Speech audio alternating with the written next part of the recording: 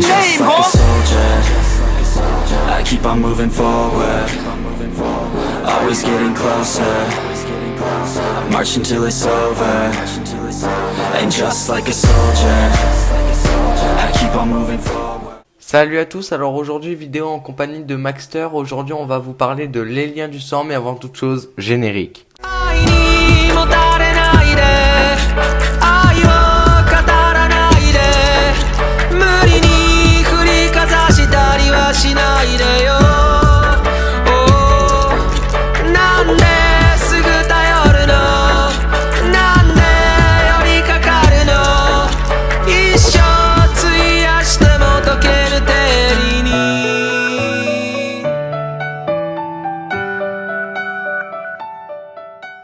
Les Liens du Sang, aussi connu sous le nom de Shino Wadayashi, est un manga écrit et dessiné par Shuzo Oshimi. Voici son résumé. Vu de l'extérieur, la famille du jeune Seishi est des plus banales, un père salarié, une mère au foyer, une maison dans une ville de province. L'adolescent va à l'école, joue avec ses amis, et il est troublé quand il pose les yeux sur la jolie fille de sa classe. Tout est normal, ou presque. Il ne s'en rend même pas compte lui-même, mais sa mère le couvre beaucoup trop. Saeko traite son fils comme un bébé, et avec un mari toujours absent, son monde est d'autant plus centré autour de Seishi. Ce dernier est incapable de résister. Il se laisse lentement emprisonner dans le cocon. Trop jeune, il ne décèle pas la folie cachée derrière l'amour maternel, jusqu'à qu'il soit trop tard. Donc, Maxter va vous donner son ressenti sur le premier volume, et moi je vais aller un peu plus loin en vous parlant de la suite. Commence Maxter. Salut à tous les amis, c'est Maxter, j'espère que vous allez bien. Avant toute chose, je voulais remercier Tom Lamorté de m'avoir invité sur cette vidéo. C'est très sympa de ta part et je te remercie. Je vais vous parler donc de mon ressenti en ayant lu seulement le premier tome, malheureusement, des Liens du Sang d'Oshimi. Lamorté me l'a beaucoup conseillé et c'était l'histoire qui, de son auteur favori, me donnait le plus envie. Je vais donc décomposer cette vidéo en 3 parties. Un premier temps ce sera sur le dessin, un premier temps ce sera sur le scénario et un troisième temps plus sur mon ressenti. Je tiens à dire aussi que cette vidéo est totalement à chaud, voilà, donc si je bégaye ou tout ça, bon j'espère que Tom le coupera plus au montage, mais bon voilà, je promets rien. Donc je vais essayer de parler le mieux possible et d'être le plus clair possible. Donc le dessin, déjà je trouve qu'il colle extrêmement bien à l'univers.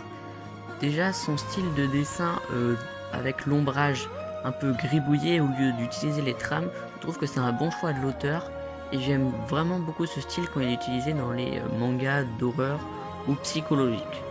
Donc le dessin, j'ai vraiment rien à redire. Donc après on va parler donc du scénario. Le scénario, je le trouve pas mal aussi. On parle donc de la vie d'une personne, en passant par sa vie familiale, par sa vie scolaire et par sa vie amicale.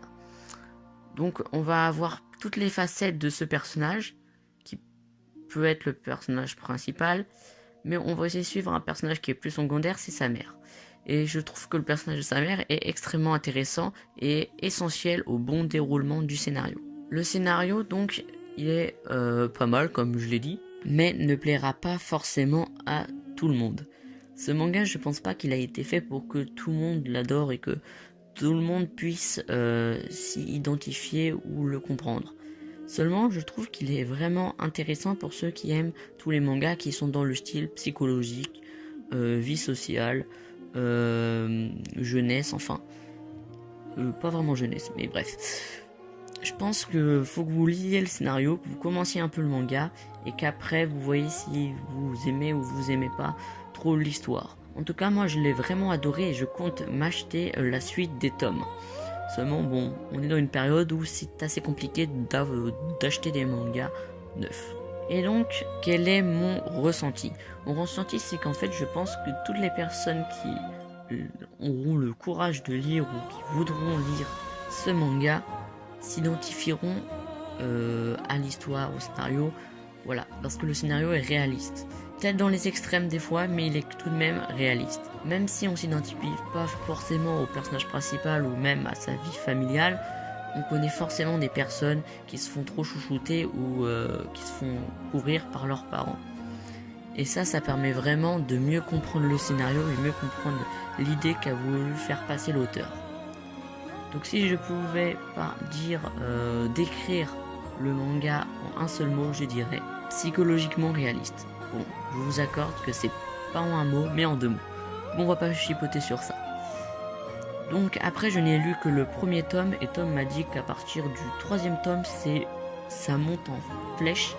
Mais je préfère vous laisser lui-même vous en parler.